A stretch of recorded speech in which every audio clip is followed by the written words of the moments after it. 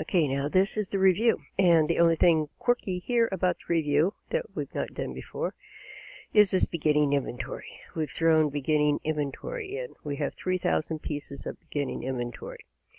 And please note, you've produced 115,000, but you're going to sell 118,000. So that beginning inventory is part of what is sold.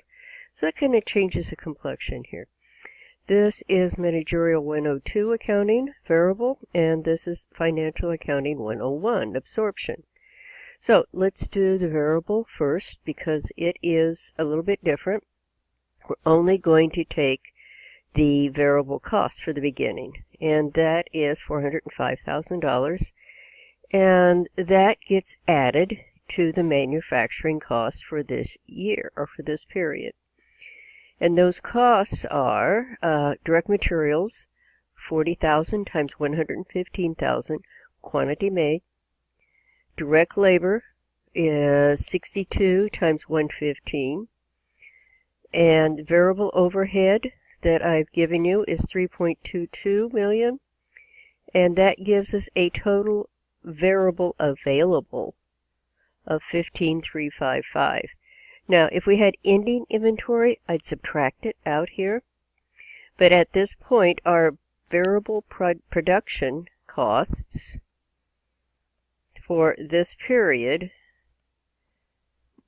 are 15,355. And now we've got to add the variable selling and admin costs that go up with when we sell. So if I add that, I now have total variable cost of 16,771, and that's the million. So now I can do what we normally do. I just take the variable cost, subtract it out of the sales, and come up with a contribution margin of 20,989, and then I get rid of all those fixed costs. Now remember, I'm going to subtract all of the fixed cost of the overhead out of it.